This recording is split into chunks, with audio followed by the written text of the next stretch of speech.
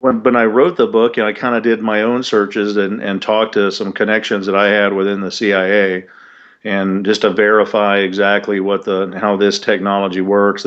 They wouldn't go as far as admitting putting voices in the heads. They had no problem admitting the directed energy capability, Hmm. and um, and started looking around. And prior to my book, there was a couple of books where people had mentioned it in passing, but nobody with really any credentials. So when I wrote the book, I figured half the people that read this are going to think I'm just as crazy as the victims.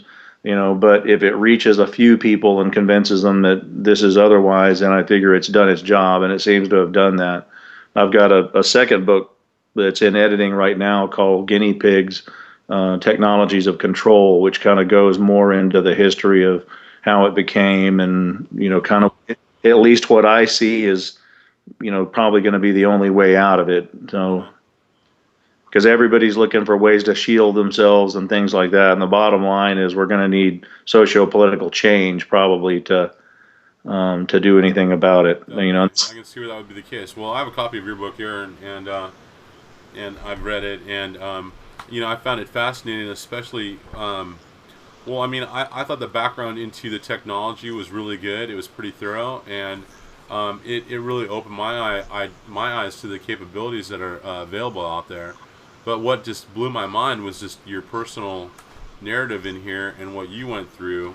I love to touch on some of this stuff, you know, during the interview as well. So feel free to reference that if you like. Okay. I just, it just boggled my mind how that was possible, and the things that they did, and the monotony to it, and how it just happened over such a prolonged period of time. Um, Well, and that's what kind of, I have a pretty good connection with SAPD here. uh-huh. So when I went to the sex crimes department, the lieutenant in charge had been a patient of mine and was a friend of my father's who was retired SAPD. And he told me straight out. He said, if I heard this story from anybody else, I'd think they're crazy. But you had my life in your hands, asleep on the table for surgery. I do anesthesia. Right. Uh, and he said, but coming from you, and your story's never changed. And so they went through ICE and tried to see if any of this video, if they were videoing any of the sexual assaults and putting them anywhere. And basically, in the end, they basically, it's almost kind of like this former FBI guy is allowed to do it, Uh-huh. sort of, which is like what I kind of wondered all along. Because if I went following people around and tampering with their cars and standing around their front doors, I'd be arrested pretty quickly. And these guys were so brazen. This wasn't surveillance from afar, or I kind of think that car's following me, or I kind of think that person's following me. These were people literally standing in front of our windows right until you would come walking down the sidewalk, and they would run and jump in a car, or three cars following me, moving, jockeying around at 2 in the morning on a weekday, Uh-huh. coming home from her house and shooting the finger at me when they would drive by, or trying to block me in until I'd finally maneuver my way around. And the only good thing about being in Texas is what ended the stalking was when the sheriff came out to my house and said, you know what, you live in a rural area. If it's nighttime and they're on your property, shoot them.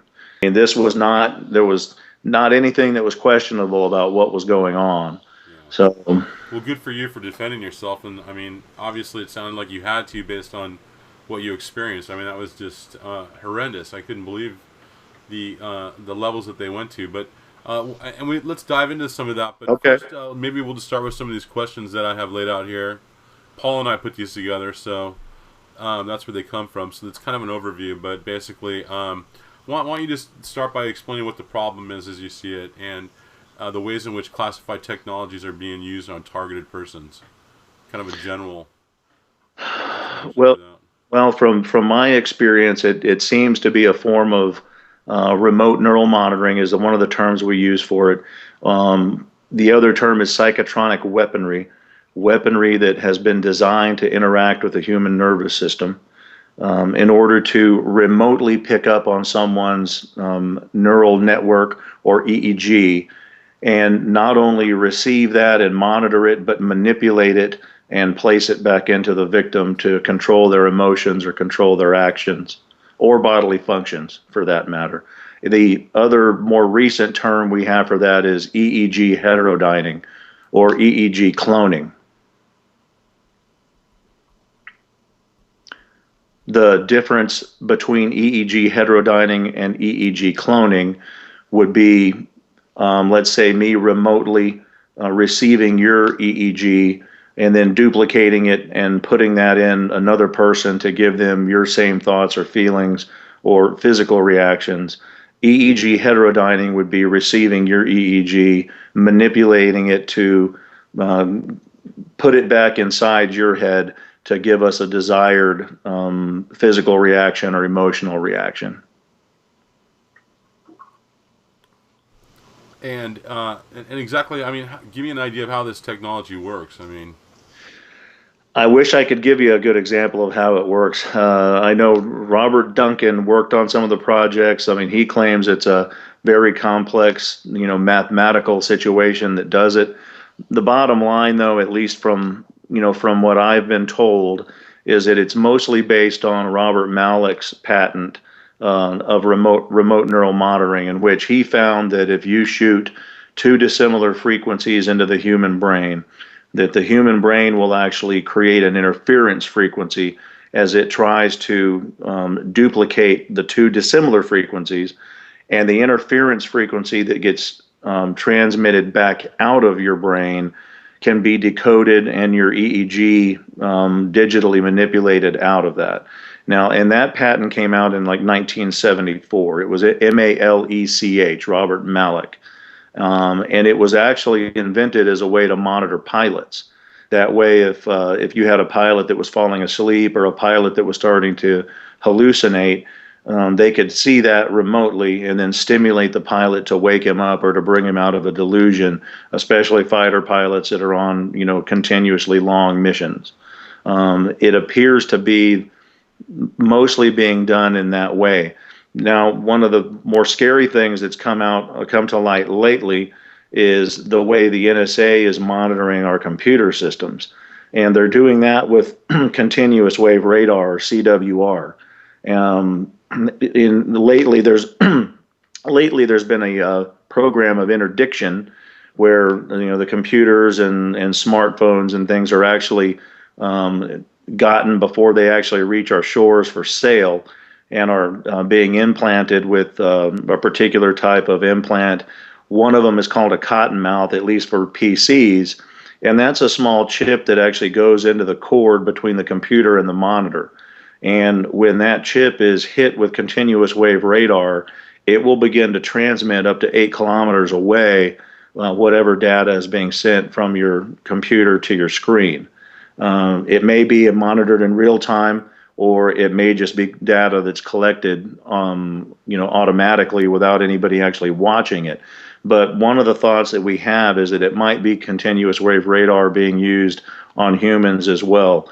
And if you see Jacob Applebaum, some of his speeches and reports and exposure on this, he kind of alludes to some of Snowden's releases, that the same technology that they're using on computers, they may be actually using on human systems as well.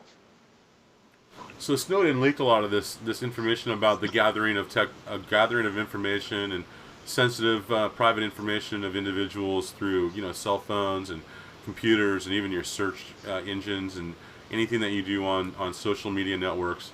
But what you're talking about is like EEG monitoring that is able to translate the brain patterns into verbal language, like English, and then put it back in your brain. Is that right? Or yeah, essentially, yeah, and that is by definition what EEG heterodyning is. Like I said, it would be taking your basic EEG, receiving it, manipulating it, and spitting it back to you. And one thing that we found a long time ago within a lot of the neurologic studies is if you bombard the brain long enough with a certain frequency, the brain receives that frequency and adapts to that frequency and begins to operate in that frequency. And specifically with Malik's patent, if you're using two dissimilar frequencies and you get one hemisphere of the brain operating at one frequency, the other hemisphere at a different frequency, they create an interference frequency. And we know the brain transmits. That's why we can actually look at an EEG. Now, traditionally in medicine, we're using it with leads on the scalp, and that was the whole point of his patent, is that you no longer actually had to have leads on the scalp, that it could be done remotely with radio frequency. Wow. Now, that's not in sum the total of what these victims are experiencing. That's the monitoring and maybe some of the emotion manipulation. Also, you can control the brain into making the body twitch or making the body do just about anything, since everything's controlled by the brain. But there also seems to be a directed energy component to the victimization of these people, because most of them are also complaining, of eye burning, skin burning, and what would appear to be microwave energy-based weapons, body heating, most of those techniques used for sleep deprivation. Almost all of the victims that I've spoken to complain that the attacks seem to be worse at night and seem to be geared at actually sleep depriving them. Tell me more about how that technology works, though. I mean, Well, the directed energy weapons have been worked on for some time, and if you look at the addendum, the Army's addendum to the technology of non-lethal weaponry that came out late '80s, they clearly talk about using direct microwave energy as a weapon. We're already seeing that in the active denial system, millimeter wave system, Silent Guardian, which is a joystick-controlled millimeter wave weapon that is actually being used experimentally in at least one Los Angeles prison. That way, when prisoners get out of line, a guard can actually manipulate the beam and burn the person until they get out of the way of the beam. So that's been worked on, for some time now. How it's being delivered, possibly via satellite or being delivered long range, is classified technology that hopefully will eventually get somebody that's a whistleblower to tell us more about how that's done. From what I've been told by some of my contacts, that a lot of this is being done, especially the weaponry, by satellite. There's been other world leaders that have complained about hearing voices and being attacked with directed energy. Of course, most of these victims that complain about it are immediately sent to a psychiatrist who won't Google anything or won't look at any of their research. But the directed energy component has been around for quite a while. How it's being used on such a grand scale is yet to be seen. but it's been demonstrated that it can be used in short range, like over, kind of a network or within proximity to someone, using,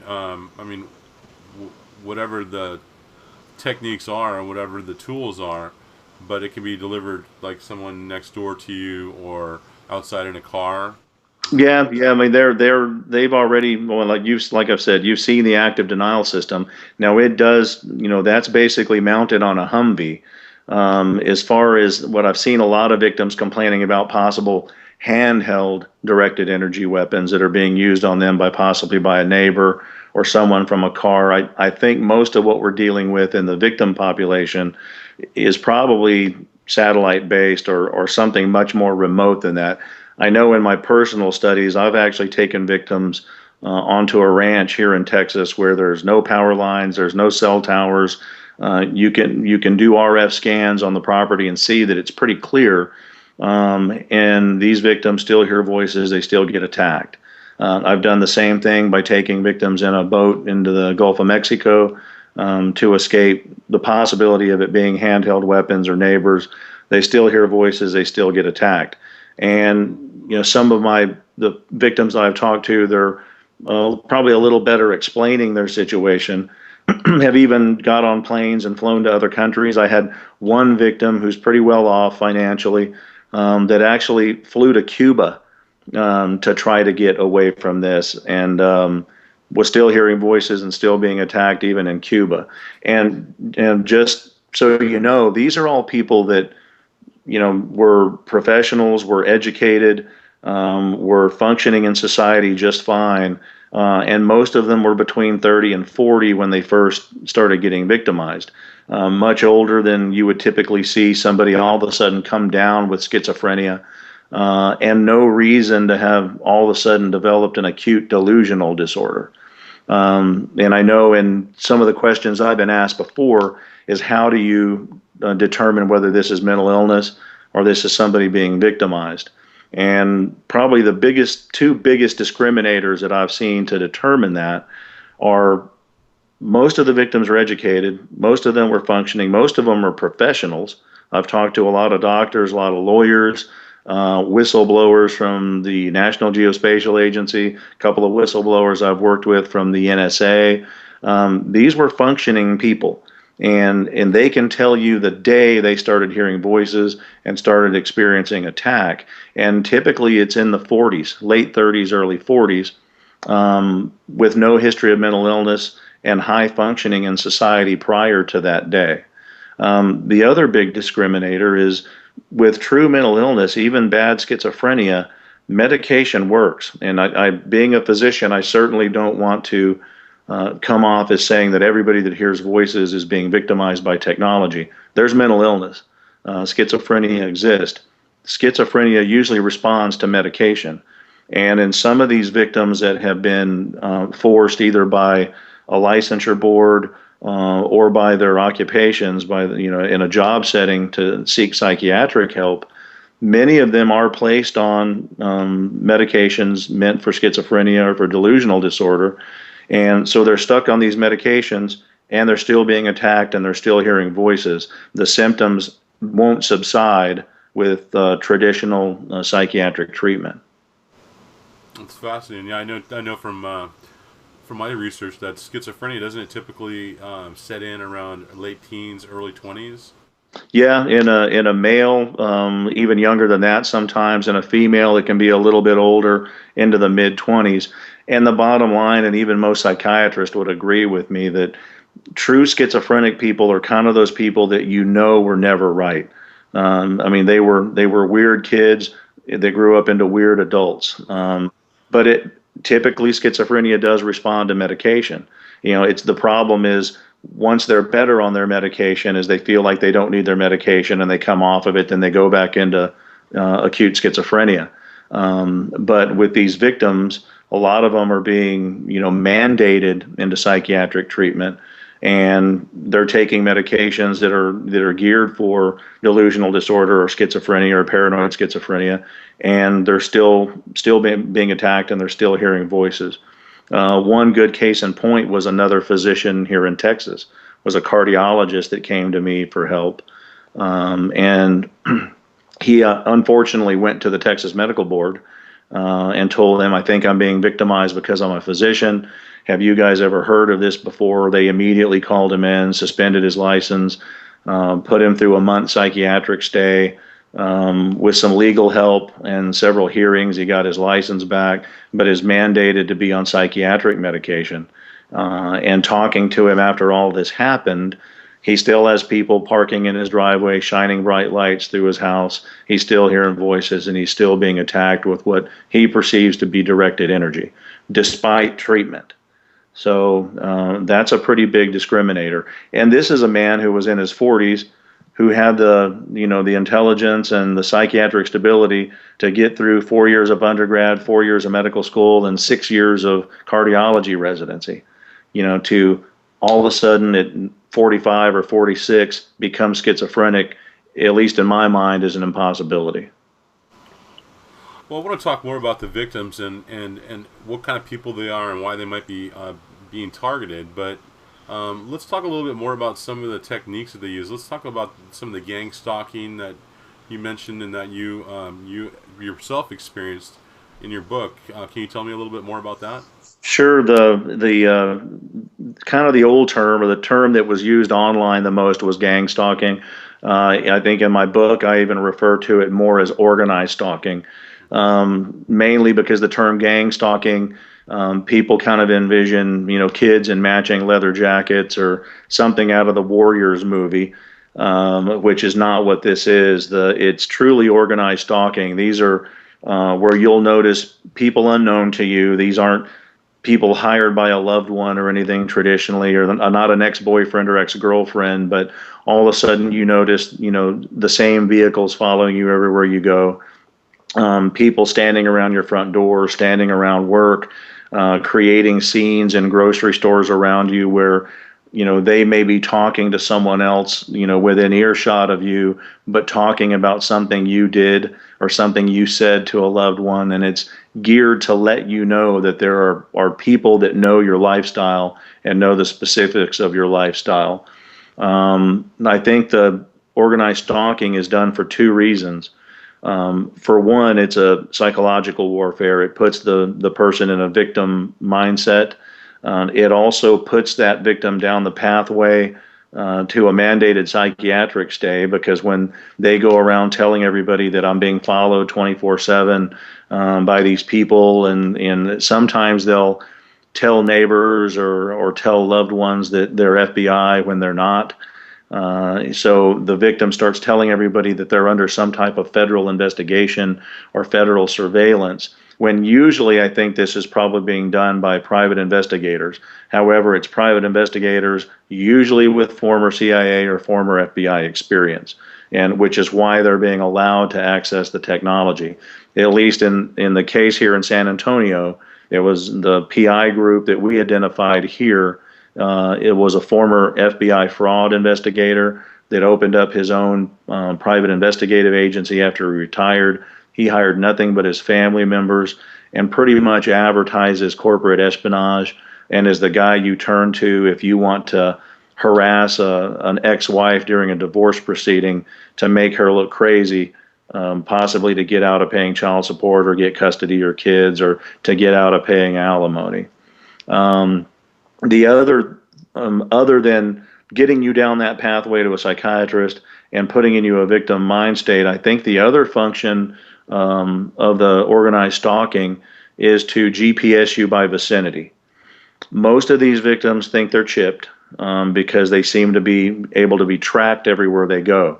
And we have found a handful of chips in people, but by and large, after looking at thousands of MRIs, and not only me doing some RF scans looking for chips, but ISA Act, which is an organization I'm affiliated with, has actually gone around the country actually scanning a lot of victims, doing radio frequency scanning. And while we will find radio transmissions either emanating into or from the victim, when you image those sites, we're not typically finding chips. Which leads me to believe that most of this is probably being done without any type of an implant. Well, the way you would do that, in my mind, would be to stalk that person and GPS them by vicinity until you can use whatever technology that is being used to remotely track them, by their EEG. And there's other ways to remotely track someone by body imaging, by facial recognition. I've heard some of the people talk about now DNA resonance, which using continuous wave radar, if you bombard the human body with it, we all have a different DNA signature, and that can actually resonate and be received. So I think the organized stalking serves two purposes: victim mindset, as well as GPSing by vicinity. And a lot of this stuff actually happened to you personally. I mean, in your book, you even mentioned some pretty unbelievable things that were happening regarding surveillance techniques, the taking of doors off of their hinges and taken apart with elaborate cameras, small hidden cameras being inserted into them. Yeah, sure. In the book, I actually that particular incident was a girl that was doing some typing for me and holding on to some documents for me after I found out that my home was being broken into fairly consistently. I live in a rural area with no homes around me, so my house was pretty fair game for breaking and entering, and actually had sheriff reports of at least 16 times they came out with my alarm going off due to the inside motion detector being activated. They weren't kicking in the door, they were remotely opening my garage door coming through an attic access. So the alarm wasn't going off until they actually set off the motion detectors. So when the police would get to my house, there was no bashed in door or broken window. So they would leave a note on the door saying that we looked at the perimeter and there appeared to be no breaking and entering. So, get your alarm checked. When the whole time they were coming, there were people inside my home. The girl that was actually storing much of my data and helping me do some of the typing of the book noticed that her doors were getting torn up. Her interior doors were being torn up. And then one day, after slamming one of her doors, heard something knock inside the door. And these are the hollow type doors that have a cardboard honeycomb system in between two veneer panels. So we opened up one of the doors to find that there was a 9-volt battery attached to essentially a low-end nanny cam that had been mounted to the top of a plastic piece glued to the inside of the door with a small pinhole drilled into the door where it could actually shoot from the door into the bedroom, and then another one shooting from a door into the living room where she did most of the typing. Those also would pick up audio. Now that's real low-end technology, and that would require a car nearby to do, or a neighbor nearby to do the reception. And in her case, just about every night around 9 or 10 o'clock, a car would roll up in front of her house and park on the curb with someone inside it that would sit there all night. And that's one of the other problems with organized stalking. As long as they don't come on your property, you can actually sit in a vehicle on the street, on the curb, however long you want. That's not illegal, and the police can't help you with that. Wow. So let's talk about the targeted individuals. Why them? Why you, for example?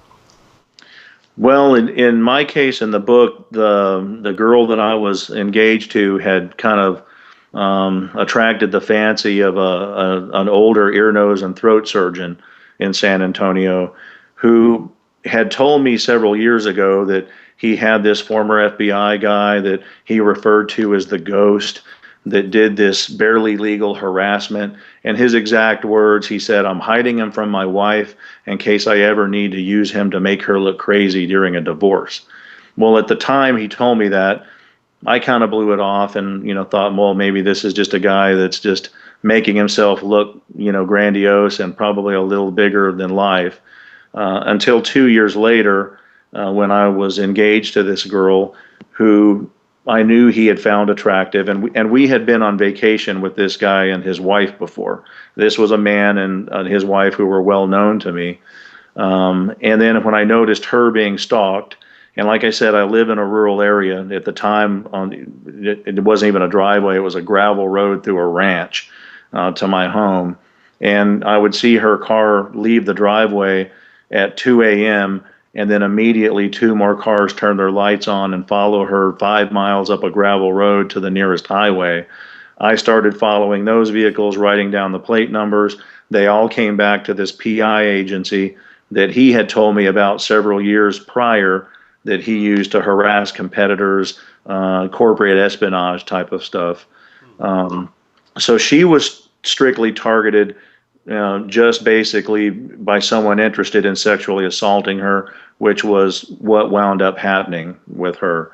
Now, most of the other victims I've talked to, there almost seems no reason for their victimization. I have had a handful of whistleblowers from government agencies that have came to me that are being targeted for being whistleblowers. But by and large, most of the victims seem to be randomly selected. And at least from a medical standpoint, being a physician and a researcher, this looks to me to be experimentation. It's being done in every major city. It's being done methodically, like it's being done with a manual, an instruction manual. Most of these victims will kind of report the same scenarios that they're hearing in their heads, report the same scenarios with the organized stalking, and the same scenarios with the directed energy attack. So in my mind, on a grand scale, it's probably experimentation or continuation of MK Ultra. Having had their hands slapped initially by the Rockefeller Commission and the Church Committee hearings, I think what they did was be a little more careful to farm this out to governmental or prior governmentally hired people who are now in private industry. So there's some plausible deniability when and if these people ever get caught. So, they farmed out the technology to PI groups that are, most of them probably owned by former FBI or former CIA people who are now operating as civilians but being given access to government technology. It would appear to me that they're able to carte blanche select the victims however they want to, as long as the data goes back to the appropriate agencies at the top. So it seems like what the stuff that Snowden leaked out was really just the tip of the iceberg compared to this really high-tech surveillance that's going on that we know nothing about. Yeah, I think it was the tip of the iceberg, and he has a lot more documents to release. Right. So I'm wondering if some of this is eventually going to come around. Russell Tice had alluded to some of this when he was a whistleblower from the NSA. He had initially mentioned that it wasn't just phone calls going overseas that they were listening to, that they were listening to, pillow talk between, married men and their girlfriends, and basically kind of gave the scenario that they knew specific times that they could tune into specific phone calls and basically listen to, married guys and their girlfriends as entertainment. And it's come full circle to where even the NSA admitted that they've caught a number of their agents using this technology and what they kind of kiddingly refer to as love-int. Instead of human intelligence, human signals intelligence, SIGINT, love-int, where NSA agents are using this technology to spy on ex-wives or run the plate numbers and spy on girls that they possibly met or seen at a grocery store. And if you look at the way the victims spread out demographically, and there's been studies on this, Freedom from Covert Surveillance and Harassment, has ongoing studies, checking the data of demographically who's being victimized. 70% or so of the victims are female. And most of these people are not radicals. They're not politically inclined. They're educated people that were functioning in normal jobs and having normal lives until one day they started hearing voices and being attacked and being stalked. And it seems to be intentionally a random sample. Well, I was just going to ask, how many of these people are dissidents or writers or whistleblowers themselves are involved in, some know something about government policy or are involved in changing policy? Are any of them really? No, not many. That's definitely the rare. Now, like I said, I've had a handful of people that fit that description. Most of the people are housewives, doctors, lawyers. Trust me, I certainly didn't want to be, the spearhead of this movement. I'm a medical doctor, was engaged to a girl who was a mortgage broker. Our plan was to be married and start a family and just live out the rest of our lives normally. It was never planned in my life to have this book or my next book come out or deal with any of this, and certainly not be the spearhead against any of it. Well, let's talk about who's responsible. Who do you think is responsible for this? And you talked a little bit about the experimentation factor, but is there any other rhyme or reason to why they're doing this? Well, if you look historically at the way MK Ultra started, they've been looking for a long time how to remotely control human beings. With MK Ultra and the technology that existed at the time, you were kind of stuck with using, psychoactive drugs. A lot of people were subjected to 900 or 1,000 times electroconvulsive therapy to try to wipe the slate of the brain clean and create Manchurian candidates. Those were multiple sub-projects. The design of that study was, I hate to say beautiful, but was so well done. They studied every facet of human behavior in MK Ultra. Not all of the sub-projects were LSD and brain chipping. You've heard of some of the worst ones that dealt with that, but some of these other sub-projects were watching kids on playgrounds to study, childhood human interaction. Watching, adult men that use prostitutes to determine sexual interaction. They studied every facet of human behavior, and then also the ones that you heard about that were giving psychoactive drugs, or you and Cameron up at McGill University, using a combination of electroshock therapy and convulsive drugs, or brain chipping. So it's actually started in the late 50s, early 60s with MK Ultra. Now, once they got their hand slapped at the Rockefeller Commission, you know, a lot of information came out in Freedom of Information, and there's been some really good books written on MK Ultra based on what the government released in Freedom of Information. Well, most of these sub-projects, found success. The research didn't stop.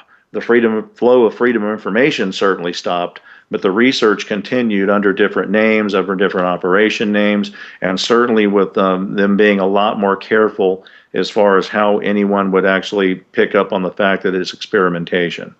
So, at least in my mind, when you have, estimated 300,000 people voicing identical complaints of hearing voices, voice-to-skull, directed energy weapons attack, and what would appear to be a random sample, it's got to be experimentation. And the only place I can see that going is figuring out, long-term study, because most of these victims have been victimized for 10 years or more. From a medical perspective with this technology, you would want to know how quickly you can degrade someone's psychiatric status, how quickly you can degrade someone's lifestyle to control them. And more than that, you would want to know, are there any weird cancers or any weird illnesses that are going to be caused by chronic bombardment with extremely low frequency waves, or any other radio frequency waves or continuous radar. That's going to be real important to know if this technology is being developed eventually to control the masses. You have to make sure that there's not going to be any weird cancers, thyroid cancers, leukemias, brain tumors, or anything that are going to arise from it. And that's the only reason I can see that some of these victims have been victimized for over a decade, because their lives are destroyed usually within a year of being having this technology used on them. So why continuously experiment on them would only be to find out medical data from chronic exposure. So what is their end game? Who benefits? And what's their purpose for doing this, do you think? Well, I mean, I think the purpose, as I said, if you look back historically, they've been looking for a way to control the masses. And when the technology got to the point where directed energy could be used remotely, with weaponry that actually can manipulate the human nervous system, I think the end game is mass population control.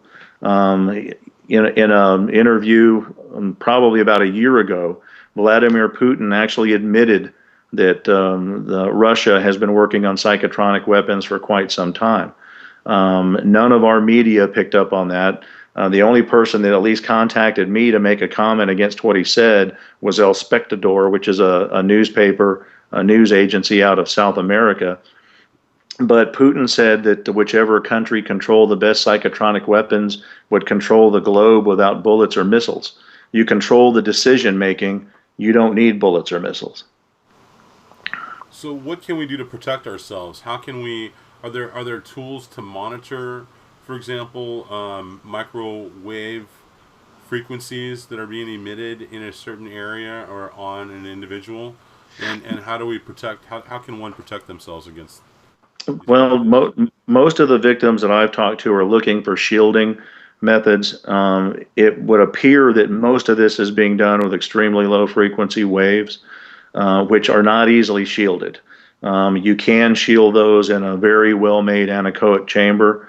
With ISA Act, we actually took people to Belgium and had access to a scientific research anechoic chamber, and those people did find some relief in the chamber, and we did notice some attenuation of the signals that were either coming off of them or going into them while in the chamber.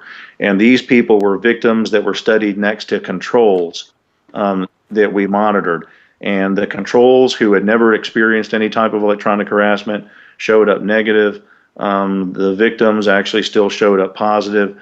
It did seem to be attenuated in a very well-made research anechoic chamber. Unfortunately, that's beyond the affordability of most of these victims. So shielding, I don't think, is going to be the way to go with that. What we need is education of the public. Once most of the public understands that this type of weaponry exists, it would be hard to degrade someone's life because they're going to know not to run to people telling people that they're under a federal investigation or under federal surveillance. Hopefully, avoid any psychiatric diagnoses which secondarily victimize the victim. As far as an end game to this, education, public exposure, awareness, and socio-political change. Unfortunately, we've come to a point in government where we have government that's grown too large. It's no longer, as people used to say, the government's supposed to fear the people. It's the other way around now. The people fear the government. We have a government that's out of control. And it's going to take people at least going to the polls and using their election choices to get people back in government with some ethics and some morals. I think most of the Congress people know this exists. Most of these victims immediately send letters to their respective congresswomen and congressmen. Most of them return back with letters saying that they've never heard this or they don't think it's going on, or even at worst, getting letters returned to them recommending they see a psychiatrist. Dennis Kucinich mentioned this type of technology in a legislation he wrote for non-weaponization of space. Before the actual bill made it to Congress, all of the writing and references to psychotronic weapons, which were in the initial bill, were taken out. Even with that taken out, the bill didn't pass. Congress wouldn't pass the bill to not weaponize space. The other big thing in this country is we don't have legislation against experimentation by the government. We have a legislation called the Common Rule that's supposed to protect citizens from governmental experimentation. However, there's so many loopholes in the Common Rule that it's very easy for black-budgeted intelligence agencies to have this type of experimentation with no known institutional review board and nobody overseeing the research.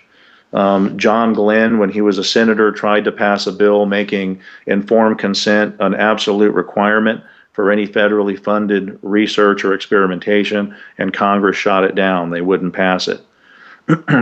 You may remember a couple of years back, they had the Bioethics Commission's hearing. I spoke at one of those hearings. When the press released the fact that the Guatemalans had been experimented on, similar to the Tuskegee experiment with gonorrhea and syphilis, weaponized forms of gonorrhea and syphilis, it wasn't until that had media exposure that Obama appointed the Bioethics Commission. And their job was to find out if any non-consensual experimentation funded by the government was still ongoing in our country or abroad. There were 4 meetings. At each one of those meetings, there were well over 100 people in the public forum. Almost all of the people in the public forum were complaining of electronic harassment, directed energy attack, and hearing voices. Unfortunately, the people he appointed to the actual board to hear it were mostly apologist bioethicists from Harvard and Yale. I was the only person that actually got up there and pointed out the loopholes in the Common Rule that allows for non-consensual experimentation. And some of the writing in that legislation is such that it essentially says that it's okay to perform the experimentation as long as the experimentees are notified after the fact. And typically that's what you've seen done with our government. We did it with radiation experiments. When we flew radioactive clouds of iodine over major cities to see how quickly people would get thyroid cancer.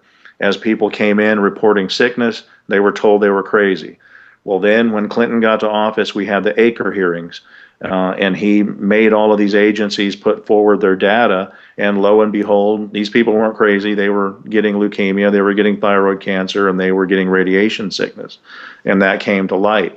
Same thing with the Tuskegee experiment, the syphilis study. These men were infected intentionally with syphilis, denied treatment for a lifetime, passed on that infection to their wives, their girlfriends, and their children, who passed on syphilis to their children. And it wasn't until there was some media exposure 40 years into the experiment that this was done.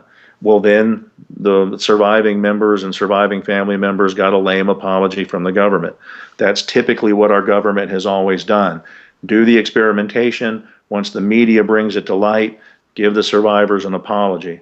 And that's one of the things that we're hoping to avoid with electronic harassment and this experimentation, is bring it to an end while the victims are actually still around to show up at a hearing. Well, I think that covers pretty much everything that I wanted to discuss. We kind of went in a little bit of a circle there, but I think we covered all the data. And is there anything else that you wanna say in wrapping up, or?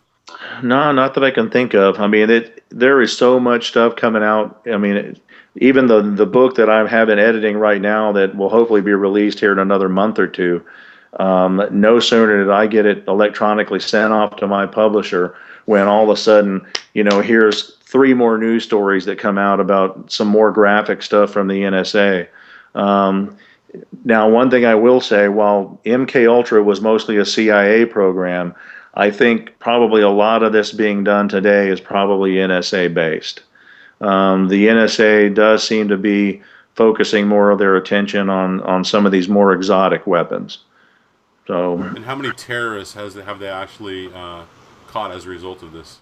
Oh yeah, with all the surveillance that's going on, they seem to be surveilling us mostly. None of this surveillance seems to be curtailing terrorism. And I actually mentioned that in my next book, Guinea Pigs.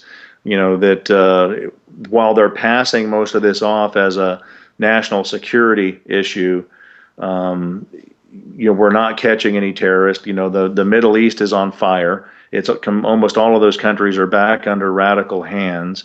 They all hate us, and it's your chances of dying in a car crash going to work is 1 in 30. Your chances of dying from a terrorist bomb is damn near 1 in a million. So. Yeah, what are you really going to be worried about? Yeah. I mean, it's easy to scare the public with terrorism, and terrorist bombs, but we're giving. A great job of that. Yeah, but we're giving away our civil rights. We're giving away our privacy to protect ourselves from a boogeyman that I think is just really non-existent. And now it seems to be the increase in gun violence is another direction to take away more of our civil liberties and our freedoms. Well, and some of the gun violence that we're seeing, if you look at the Aaron Alexis thing, the Aaron Alexis went and shot up the Navy Yard. He had emailed Freedom from Surveillance and Harassment several times, asking for help and complaining about the sleep deprivation, right, mostly. And he worked in the IT sector. He was familiar with this weaponry. He knew it was extremely low frequency wave weaponry, which is why he etched that on the side of the shotgun.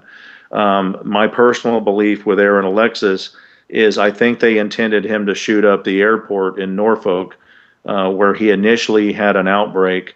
He was walking by some people that he thought were making obscene gestures and obscene comments to him, and he went off on those people, and he was detained and arrested there temporarily for acting out in the airport. Well, then he came to the realization that those people weren't actually saying anything to him, that what he was hearing in his head that was being transmitted to him. If you look at that scenario, it wasn't not long after that we did have an airport shooting in LA that again was someone that was hearing voices and had actually voiced complaints of suspected mind control. When he went and shot up the Navy Yard, I don't think that was their intent. I think their intent was for him to go get a little bit more violent in the airport. Due to the fact that he etched "This is my elf wave weapon" on the side of his shotgun, I think the shooting at the Navy Yard is where he perceived the research was being done on some of this weaponry, and was actually a vengeance shooting, not him being controlled to be a controlled assassin, at the Navy Yard. Well, it's fascinating. It's frightening. A lot of good information there, John. I appreciate you Sure. you exposing some of this stuff and for helping me out with answering some of these questions. I appreciate that. Well, and Paul Baird's been at this a long time. His website's been up for Right. years. And this is a global problem. I mean, it's, we're making a lot of noise about it and trying to get exposure in the United States, but I get emails from just about every country in the world with people complaining about this. And at least from a medical perspective, for a psychiatrist or for a medical doctor that maybe sees one person in their practice that's complaining of this, it's real easy to see it as mental illness. But when you dive into it a little deeper, like I have, and you're really seeing the vast numbers of people globally that are having not similar, but identical complaints, then it's clear as day that there's something more to it. So, Yeah, there definitely appears to be. So that's great. I appreciate you you helping us with this. all right. Thanks, Jeff.